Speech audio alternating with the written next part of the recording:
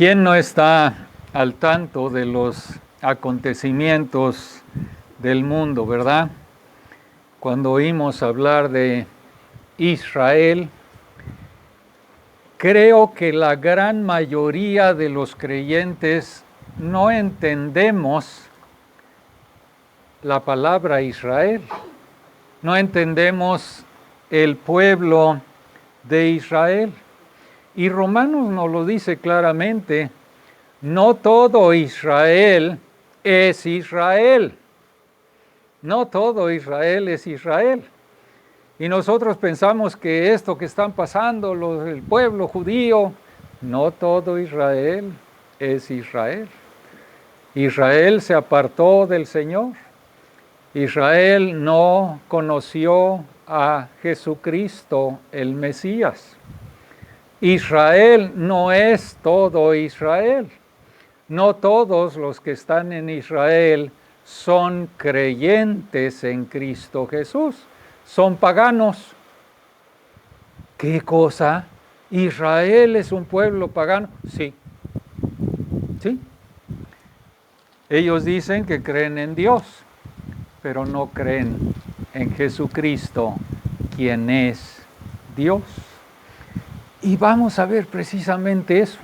No lo hemos escogido, así va nuestra lección. El capítulo 11 de Romanos, vamos a abrir ahí nuestras Biblias, Romanos capítulo 11, y vamos a ver qué es lo que está pasando con Israel. Romanos capítulo 11, y vamos a leer ahí desde el versículo 1. Y Pablo está escribiendo a la asamblea de Roma y dice, digo pues, ¿ha desechado Dios a su pueblo? En ninguna manera, porque yo también soy israelita de la descendencia de Abraham, de la tribu de Benjamín. No ha desechado Dios a su pueblo, al cual desde antes conoció. ¿O no sabéis qué dice de Elías la Escritura? Cómo invoca a Dios contra Israel diciendo, Señor, a tus profetas han dado muerte, y tus altares han derribado, y solo yo he quedado, y procuran matarme. Pero ¿qué dice la divina respuesta? Me he reservado 7,000 hombres que no han doblado la rodilla delante de Baal. Así también, aún en este tiempo, ha quedado un remanente escogido por gracia. Y si por gracia, ya no es por obras. De otra manera, la gracia ya no es gracia. Allí termina el versículo. Yo no sé quién le puso, y si por obras ya no es gracia, de otra manera la obra ya no es obra. ¿Qué quiere decir eso? ¿De dónde sacó el escribante de este capítulo esas palabras? La obra ya no es obra, la obra siempre será obra. Está mal, ¿no? Bórrenlo de su Biblia. El versículo dice, y si por gracia, ya no es por obras, de otra manera la gracia ya no es gracia, punto. Hasta ahí queda el versículo. Lo demás es agregado, no está en los manuscritos originales. Bueno, a primera vista, un capítulo como Romanos 11, que trata del tema si Dios todavía tiene un propósito para los judíos, a lo mejor puede parecer irrelevante para nuestra vida. ¿Qué tiene que ver el futuro de Israel con que yo encuentre una persona para casarme o para vivir feliz con la mujer que Dios me dio? ¿Qué tiene que ver el futuro de Israel con las presiones del trabajo para pagar las facturas? ¿Qué tiene que ver el futuro de Israel con criar a mis hijos en el amor de Dios? ¿Qué tiene que ver criar a mis hijos en este mundo tan malvado? ¿Qué relevancia tiene el futuro de Israel con los problemas personales, problemas de salud? Tal vez deberías regresar en unas semanas cuando ya estemos en Romanos 12, que habla de las cosas prácticas de los creyentes. ¿Qué cosa tiene que ver el futuro de Israel? Bueno, permítanme sugerirles varias razones por las que este tema debería de ser de nuestro interés. Primero, lo que Pablo está viendo aquí en Romanos 11 es una pregunta. ¿Pueden fallar las promesas de Dios? Esa es la pregunta. Dios escogió a la nación de Israel como su pueblo, aparte de todas las demás naciones de la tierra. A través del profeta Jeremías, Dios le aseguró a esta nación pecadora de Israel en el tiempo de Jeremías, cuando la nación ya iba a ir al cautiverio por Nabucodonosor, que sus promesas a Israel nunca fallarían.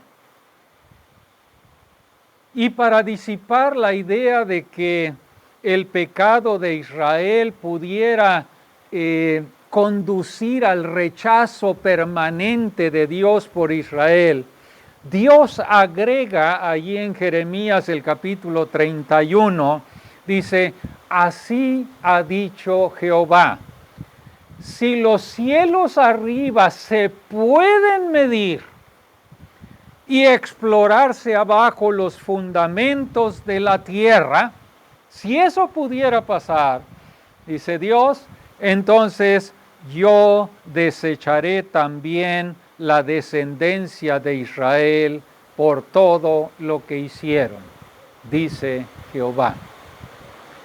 En otras palabras, si Dios rechaza a Israel como su pueblo, entonces sus promesas pueden fallar. Y si sus promesas a Israel fallan, entonces ¿cómo podemos saber que las promesas que tenemos en Romanos 8, por ejemplo, pueden fallar? Dado que esas promesas en Romanos 8 nos dicen que todas las cosas obran para bien, para aquellos que aman a Dios. Y allí dice una de sus promesas en Romanos 8, que nada nos puede separar del amor de Dios que es en Cristo Jesús. La pregunta de por qué Dios aparentemente ha rechazado a Israel se vuelve muy práctica para nosotros. ¿Puedes confiar en que Dios hará lo que promete?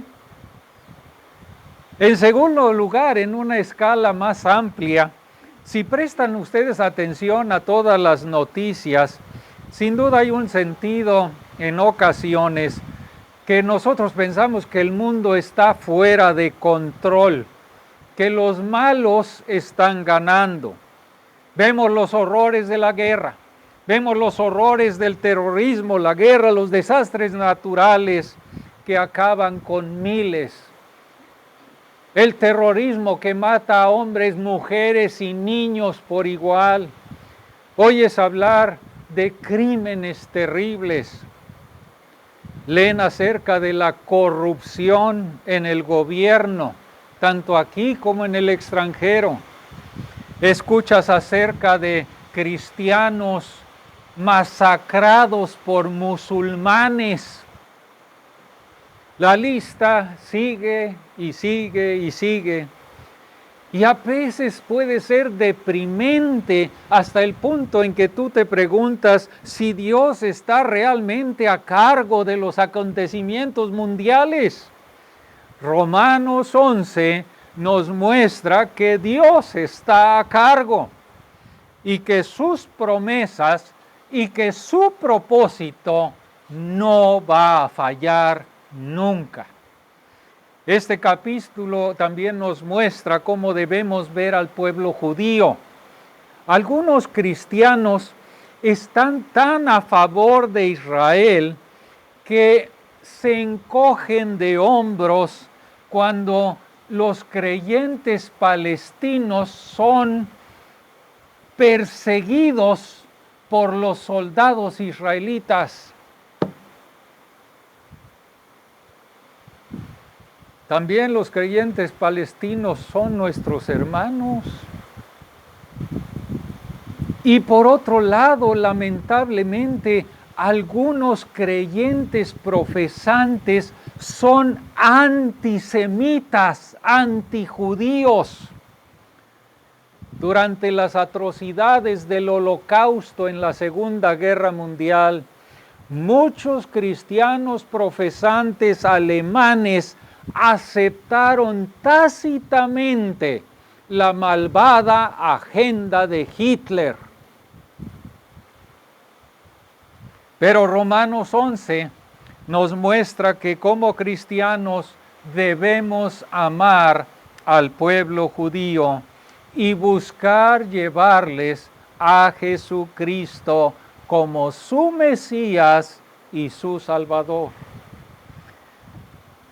Romanos 11, en mi comprensión, es que en el futuro el pueblo judío se va a volver a Cristo, sin precedentes en el número de judíos que van a llegar a la salvación en Cristo. Dios no ha terminado con los judíos. El valor práctico de Romanos 11 es que nos ayuda a mirar más allá de nosotros mismos al gran propósito de Dios para la historia del ser humano, que debe llevarnos a alabarlo, a adorarlo por esos caminos gloriosos que Dios tiene para los hombres. Y Pablo termina este capítulo 11 de Romanos con un estallido de alabanza, mientras él se da cuenta de las verdades que está escribiendo en este gran capítulo. A veces nos enfocamos tanto en nosotros mismos que olvidamos que nuestros ojos deben estar puestos en Dios, en la gloria de Dios, en el propósito de Dios. Claro que el plan de Dios nos incluye a nosotros, pero en última instancia no se trata de nosotros, se trata de Dios y de la gloria de Dios. Se trata de su gloria, para que su gloria se muestre sobre toda la tierra, como dice Habacuc capítulo 2, versículo 4. Nuestras vidas adquieren un significado eterno a medida que dedicamos a este propósito eterno de Dios nuestra atención. Antes que veamos nuestro texto, yo quiero dar un breve repaso acerca de cómo está Romanos 11 encajando todo en esta epístola. Después de que Pablo expone todo el evangelio de la gracia de Dios en los primeros 8 capítulos de Romanos y cómo debe ser nuestro caminar, Pablo expresa ese profundo pesar que él tiene por la mayoría de los judíos que estaban rechazando a Cristo. Dice Pablo en el capítulo 9, verdad os digo, no miento, y mi conciencia me da testimonio en el Espíritu Santo, que tengo gran tristeza, que tengo continuo dolor en mi corazón, porque desearía yo mismo ser maldito, dice Pablo, separado de Cristo, por amor a mis hermanos, los que son mis parientes según la carne, que son israelitas, dice, de los cuales son la adopción, la gloria, el pacto, la promulgación de la ley, el culto y las promesas.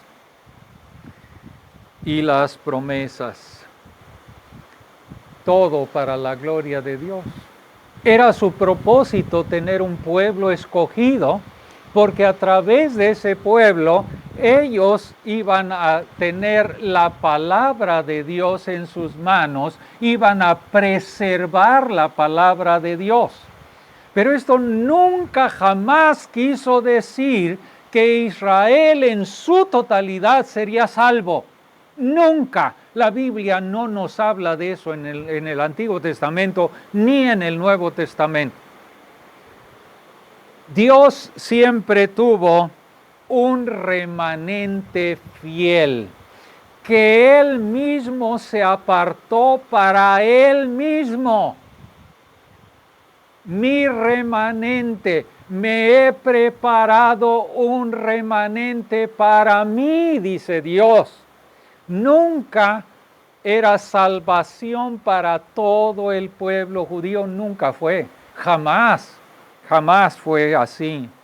Pero ha terminado Dios con los judíos por su terrible pecado de crucificar a su Mesías. ¿Y qué responde Pablo? En ninguna manera, en ninguna manera. Los primeros 10 versículos de Romanos 11, Pablo nos está mostrando que el rechazo de Dios a Israel es parcial. Los siguientes versículos nos dicen que el rechazo de Dios a Israel es temporal. Ahora tenemos que ver la historia como es en la Biblia. Dios ha rechazado a Israel temporalmente, parcialmente, pero está rechazado por Dios. Esa es la historia verdadera. Eso es lo que Dios quiere que entendamos. Pero Pablo nos muestra que el rechazo de Dios a Israel es temporal, no es permanente. Temporalmente ha endurecido el corazón de los judíos hasta que entre la plenitud de los gentiles. Si ustedes leyeron Romanos 11, ahí dice, hasta que llegue la plenitud de los gentiles. Y entonces Dios va a abrir el corazón de los judíos para que todo Israel sea salvo. Pero el pueblo judío, el pueblo de Israel en este momento ha sido rechazado como pueblo, como nación escogida por Dios. Ha sido rechazado temporalmente. Fíjense lo que dice Romanos 11 y vean el versículo 30. Este es un resumen. Pues como vosotros, los gentiles, también en otro tiempo erais desobedientes a Dios, pero ahora habéis alcanzado misericordia por la desobediencia de ellos, de los judíos.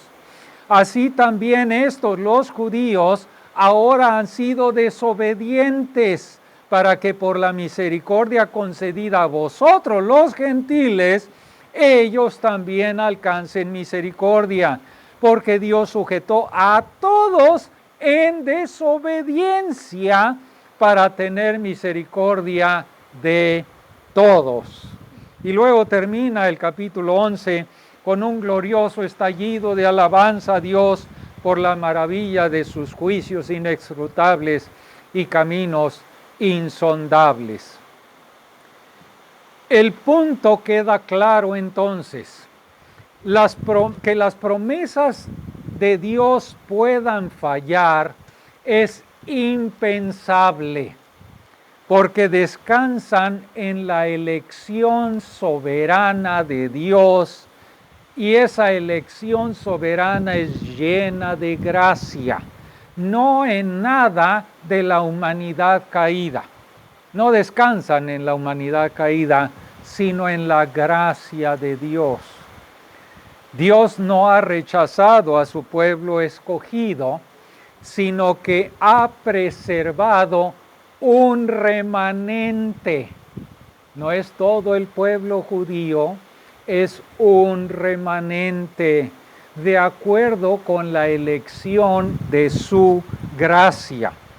Y dado que la elección de ese remanente y la preservación de ese remanente depende de la gracia de Dios y no de las obras o de lo que el hombre pueda hacer, las promesas de Dios no fallan, no pueden fallar.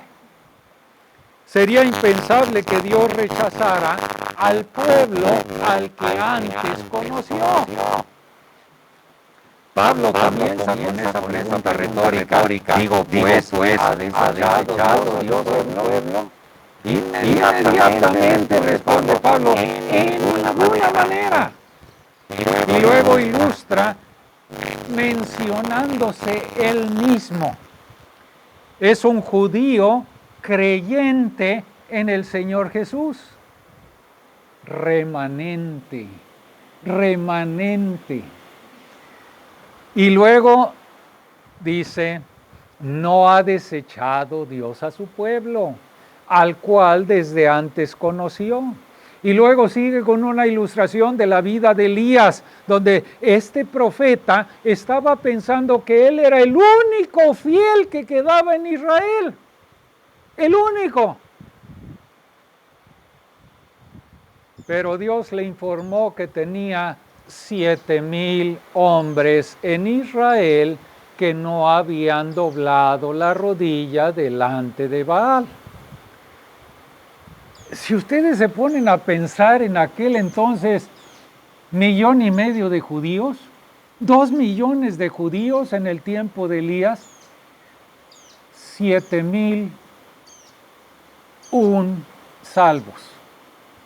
7,000 hombres que no habían doblado la rodilla y Elías, 7,001.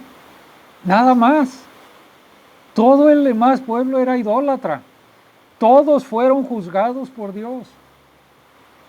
En otro tiempo, en el tiempo de Jeremías, todo el pueblo estaba en idolatría.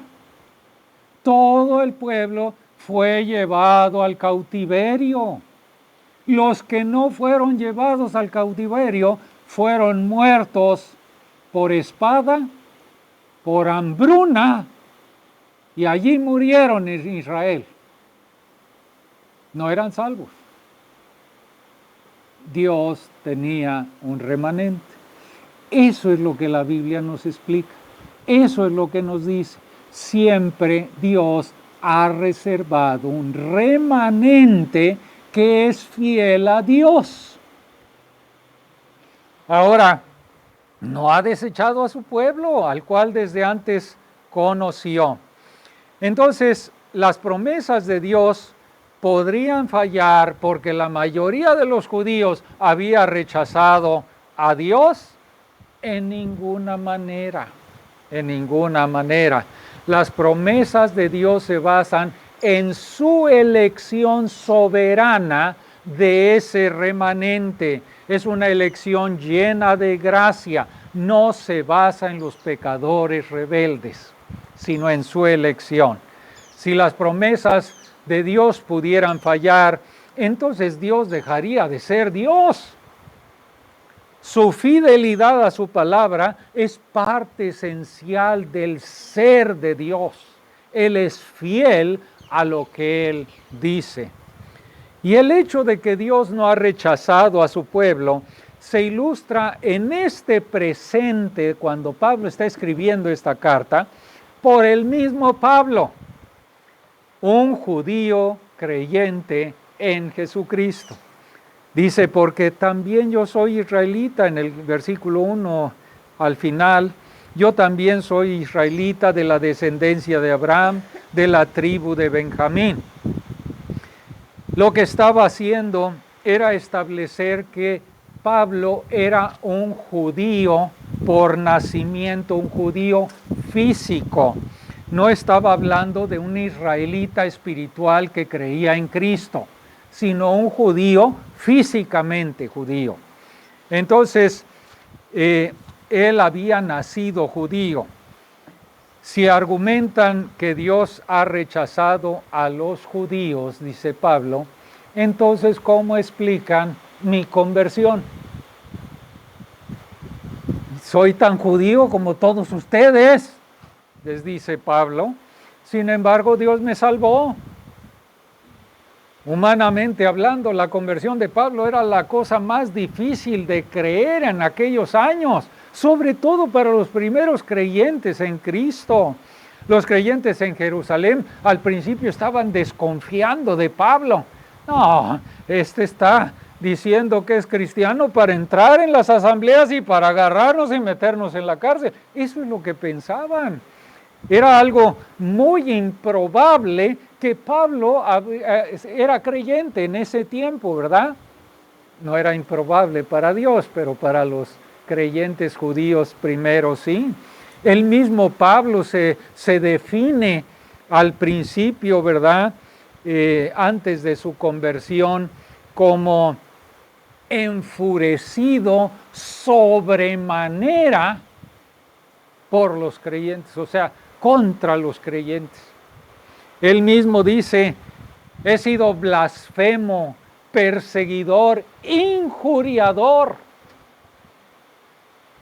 Sin embargo, Dios le mostró misericordia.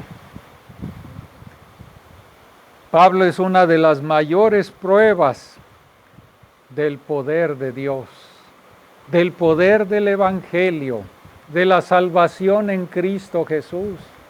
Y es una de las mayores pruebas de la verdad de la resurrección de Cristo, porque es el mismo Cristo resucitado quien se le aparece a Pablo en el camino a Damasco. La conversión de Pablo debe animarnos a orar y a trabajar por la salvación de todos aquellos que son los que más se oponen al Evangelio. Oremos por ellos, llevemos el Evangelio a los que más se oponen a Cristo Jesús. Y en la actualidad hay muchos que se oponen. El pueblo de Israel se opone a Cristo Jesús. El hecho de que Dios no haya rechazado a su pueblo se basa en la verdad de que en la eternidad Dios conoció a su pueblo, lo conoció de antemano. Dice el versículo 2, no ha desechado Dios a su pueblo, al cual desde antes conoció. Ahora, conocer de antemano, ya lo hemos visto, no significa que Dios sabía de antemano que Israel lo iba a elegir a él como Dios y por eso Dios elige a Israel. No, no es cierto. Dios lo eligió desde antes que Israel siquiera existiera. Dios ya lo había elegido antes del tiempo. Muchos que van en contra de la doctrina de la elección quieren hacernos creer que era porque el pueblo de Israel iba a seguir a Dios, entonces Dios pues lo eligió como su pueblo. No, Dios lo eligió desde antes, a los que desde antes conoció. Claro que Dios conoce de antemano a todas las personas, no solamente a Israel. Dios conoce todo lo que va a suceder. Pero Dios escogió de antemano poner su amor en Israel. Él decidió entablar una relación con Israel desde antes que Israel siquiera existiera sobre la tierra. Amós 3:2, Dios declara respecto a Israel: a vosotras solamente he conocido de todas las familias de la tierra. Él conoce a Israel, Él lo conoció de antemano. Entonces, el punto de Pablo aquí es que debido a que Dios había predeterminado conocer a Israel como su pueblo especial, es imposible que Dios ahora lo rechace. Cuando Pablo dice, Dios no ha desechado a su pueblo al cual antes conoció, no está hablando del remanente elegido de gracia por Dios. Está hablando del pueblo en su conjunto, en su totalidad. No ha terminado con la nación de Israel, a pesar de que Israel es incrédulo, a pesar de que hay pecado en Israel por no creer a Dios en Jesucristo. Dios no ha desechado a la nación completa de Israel. Entonces, Pablo está argumentando aquí que el remanente elegido, Pablo y los primeros creyentes judíos eran ese remanente elegido. Está argumentando que los 7,000 en el tiempo de Elías eran ese remanente escogido, elegido por Dios. Dios no ha rechazado a la nación como un todo de los propósitos de su pacto, a pesar de la incredulidad de la nación en los tiempos de Elías y la idolatría de la nación en los tiempos de Jeremías, y a pesar del rechazo del Mesías Jesucristo en nuestros tiempos. Pablo está diciendo, hay un remanente, Dios no ha desechado a su pueblo. Entonces, al que antes conoció. Versículo 1 dice su pueblo, versículo 2 dice su pueblo, y eso se refiere a toda la nación. Dios escogió a Israel para ser su pueblo, el pueblo en el cual su propósito se iba a llevar a cabo de una manera muy especial. A ese pueblo le dio las leyes, a ese pueblo le dijo lo que tenía que hacer, a ese pueblo llegó el Mesías Jesucristo. A través de ese pueblo el Señor Jesús fue judío por nacimiento. Entonces no ha desechado Dios a su pueblo, está hecho a un lado por el mismo Dios, por su incredulidad, así como fue hecho a un lado cuando Nabucodonosor se lo llevó al exilio, así cuando fue hecho a un lado cuando Elías pensaba que él era el único fiel de todo el pueblo. Pablo está enfatizando aquí la soberanía de Dios como el fundamento de su fidelidad a todas sus promesas. Él es soberano. Si Él no es soberano, entonces no va a cumplir sus promesas. Pero el pecado humano podría frustrar todas las promesas de Dios. Pero si Dios es soberano, entonces es impensable que Él escogiera a un pueblo como su pueblo y luego se volviera y rechazara por completo a ese pueblo. Es impensable. Entonces Dios no ha rechazado a su pueblo, ilustrado en el mismo Pablo, que es un judío creyente en Cristo y en la verdad de que antes Dios conoció a su pueblo. Dios no ha rechazado a su pueblo, está ilustrado en el pasado, en la historia de Elías, donde Dios se guarda ese remanente. Dice el versículo 2 al final, ¿o no sabéis qué dice de Elías la Escritura? ¿Cómo invoca a Dios contra Israel diciendo, Señor, a tus profetas han dado muerte, tus altares han derribado? Fíjense, o sea, ese era el pueblo. Había matado a los profetas, había hecho pedazos los altares de Dios. Solamente, dice Elías, solamente he quedado yo, procuran matarme. ¿Qué le dice Dios? Me he reservado 7,000 hombres que no han doblado la rodilla delante de Baal. Y Pablo está usando esta historia familiar para nosotros y argumenta que la presencia de ese remanente elegido por gracia muestra que Dios no ha desechado a su pueblo. Aunque la mayoría de todos los judíos en el tiempo de Elías se volcaron a la idolatría, había 7,000 que eran fieles a Dios. Elías pensó que era el único fiel, pero Dios había preservado un remanente. Dios no había terminado con su pueblo a causa del pecado y a pesar del pecado en su pueblo. Y Pablo lleva eso de Elías a la situación actual. Aunque la mayoría de los judíos no eran creyentes en el tiempo de Pablo, la existencia de ese remanente fiel de judíos creyentes muestra que Dios no ha desechado a la nación de Israel de esas promesas de su pacto. Entonces, el énfasis en la historia de Elías está en la acción de Dios, no en la acción del pueblo de Israel. Esa es la razón decisiva por la que Dios preservó un remanente. Él dice, me he reservado para mí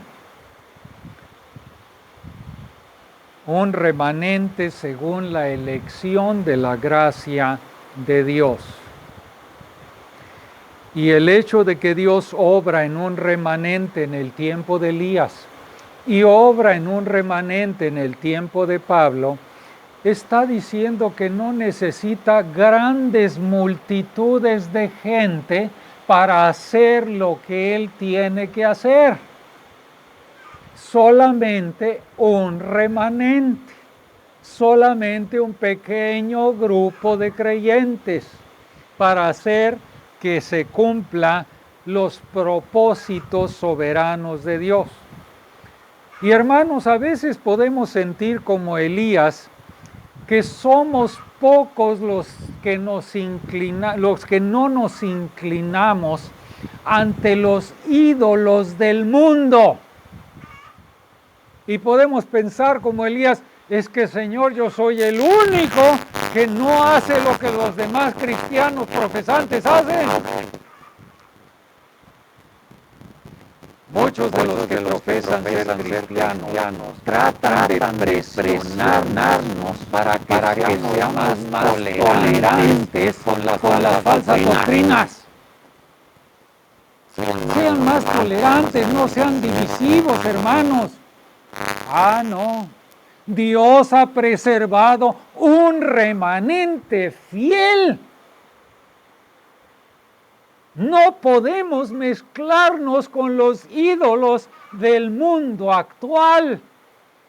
No podemos seguir lo que muchos cristianos profesantes en la actualidad están queriendo hacer. Si Dios dice en su palabra, el homosexualismo es abominación a Dios. Ay, no, pero es que hay que verlo con amor. ¿Dónde dice la palabra de Dios eso? Pero tenemos que ser más tolerantes. No, hermanos. El remanente de Dios permanece fiel a Dios, a la palabra de Dios, a los mandamientos de Dios. Tenemos que permanecer fieles a Cristo y no dejarnos llevar por los ídolos de este mundo.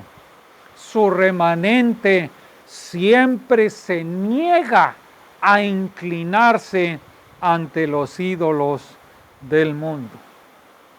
Entonces es impensable que Dios rechace a las personas a las que antes conoció, sino que tiene su remanente fiel. Podemos confiar entonces en que Dios será fiel a sus promesas porque descansan en la elección soberana de Dios. Esa elección llena de gracia. No descansan en nada en nosotros, como decía nuestro hermano en la cena del Señor. A veces nos sentimos como que nosotros queremos hacer algo. No, no descansa en nosotros, en la gracia y en la elección soberana de Dios. Dice el versículo 5, así también aún en este tiempo ha quedado un remanente escogido por gracia. Ahí está. Pablo está sacando esta inferencia lógica de la historia de Elías. Así como Dios obró en el tiempo de Elías a través de un remanente que preservó de manera soberana, en nuestros días Él está eligiendo soberanamente a aquellos a quienes Él salva y preserva para su propósito. No se trata de nosotros, sino de la gloria de Dios. La existencia de un remanente de judíos creyentes no se atribuye a aquellos que eran más sabios, o a aquellos que eran más nobles, o porque ellos decidieron por su cuenta seguir a Dios. No se trata de eso. No se trata de que ellos tenían mejor percepción espiritual. No. La inclusión del remanente en el pueblo de Dios se debe a la gracia de la elección de Dios. La única razón por la que algunos judíos creen es porque Dios, en su gracia y en su misericordia, los ha elegido para ser parte de su pueblo escogido. Me doy cuenta de que muchos no les entra, a muchos creyentes, la doctrina de la elección. No quieren saber de la doctrina de la elección. Pero si tú rechazas la doctrina de la elección, estás acabando con la seguridad de la salvación, porque descansa en la elección soberana de Dios. La preservación del remanente está allí inseparablemente relacionada con la elección del remanente. La preservación del remanente está inseparable de la elección de Dios del remanente. Dios no va a desamparar a aquellos que Dios eligió. No los va a desamparar. La elección misericordiosa de Dios significa que sus promesas no descansan en nada en nosotros. Dice el versículo 6, y si por gracia, ya no es por obras. De otra manera, la gracia ya no es gracia.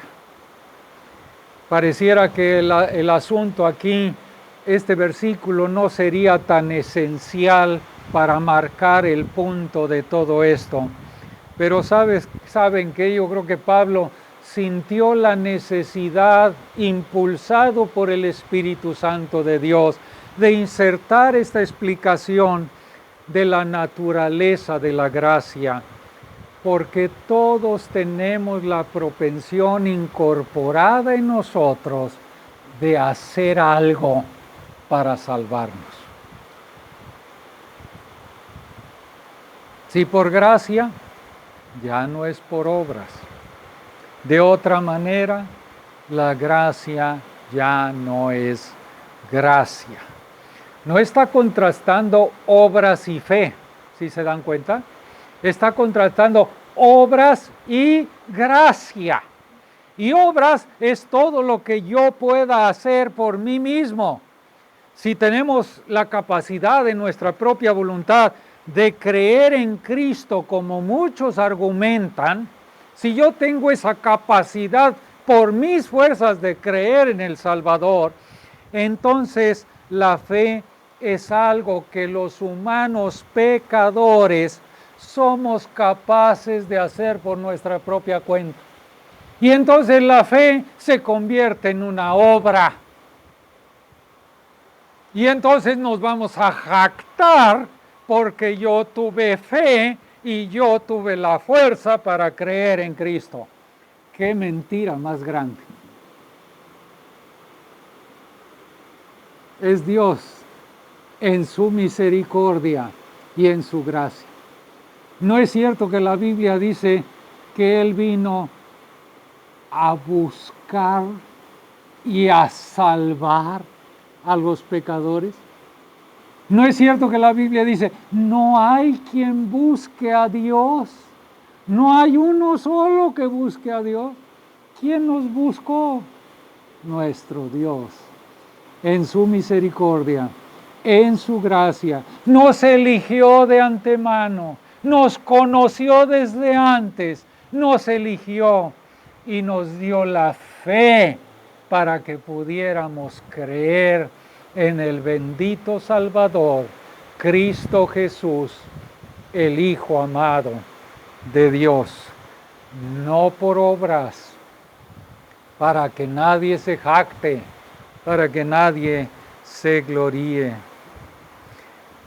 También, si Dios nos escogió porque Él creyó y vio que en su voluntad nosotros en el tiempo íbamos a creer en Cristo,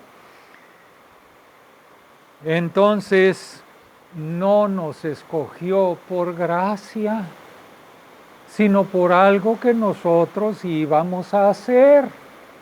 ¿Sí se dan cuenta?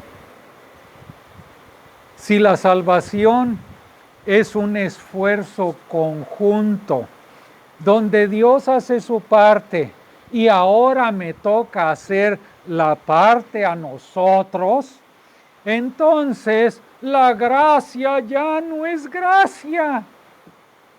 El favor inmerecido, el regalo que no merecemos, la gracia dejaría de ser gracia. Me temo que muchos cristianos no entienden de una manera práctica lo que Pablo quiere decir cuando dice que somos salvos por la elección, por gracia de Dios, no por nada que nosotros hagamos. Todos queremos ofrecer algo en nosotros mismos para que Dios nos acepte. Eso es algo que es innato en el humano pecador, hacer algo para que Dios me acepte. Queremos pensar, fui salvo por mi fe. Pero si pienso que mi fe fue algo que se me ocurrió, entonces tendría motivos para jactarme. Pero la fe no es algo que se le ocurra al ser humano pecador, sin Dios, sin Cristo y sin esperanza. La fe la da Dios en su gracia, porque nos ha elegido desde antes de la fundación del mundo. Somos salvos por la gracia de Dios a través de la fe. Eso sí es cierto. Todo el paquete es de Dios. Todo el regalo es de Dios. Nada en nosotros para no gloriarnos. Si alguna parte de la salvación es obra mía, entonces la gracia ya no es gracia. Punto. ¿Pueden fallar las promesas de Dios? Si se basan en la humanidad caída, entonces pueden fallar fácilmente. Pero si se basan en la elección soberana de Dios y en su gracia, entonces las promesas de Dios son sólidas como la roca. Adoniram Hudson pasó su vida llevando el Evangelio a Birmania. Birmania ahora es Myanmar. Se llamaba Birmania en aquellos años. Y pasó su vida llevando el Evangelio. Y él decía, el futuro es tan brillante como las promesas de Dios. Y fíjense que Adoniram no vio los frutos en sus años que sufrió llevando el Evangelio en Birmania. Pero hoy en Birmania, en Myanmar, hay una población de 50 millones de personas y 5 millones de esas personas son creyentes en Cristo Jesús. ¡Qué maravilla! Por eso decía él, el futuro es tan brillante como las promesas de Dios. Hudson creía en la gracia soberana de Dios. Hudson sabía que las promesas de Dios no iban a fallar. Así que no importa cuáles sean tus pruebas, si has recibido la gracia de Dios en Cristo, tenemos un futuro brillante, porque las promesas de Dios no pueden fallar. Yo quisiera concluir esta mañana con algo que estaba yo leyendo acerca de Myanmar, de Birmania. La situación en las zonas cristianas ha empeorado desde que los militares tomaron el control en febrero de 2021. Los combates han aumentado en todo el país y la minoría cristiana lleva la peor parte de todos estos ataques. Más cristianos que nunca se han convertido en desplazados y en refugiados. Viven en campamentos sin alimentos, sin atención médica, sin servicios sanitarios. 5 millones de hermanos en Cristo. La realidad cotidiana es que los cristianos no gozan de los mismos derechos ni de la misma protección legal que la mayoría budista.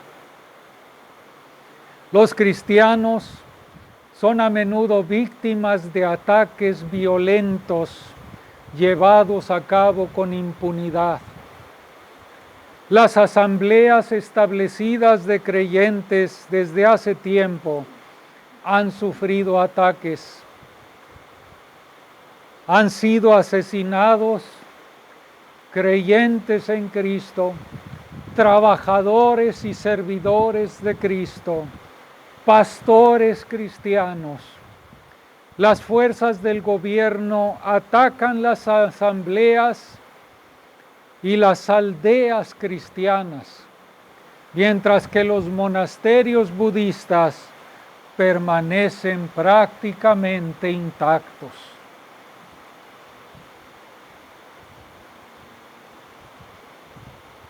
¿No les dan ganas de orar por los hermanos en Myanmar?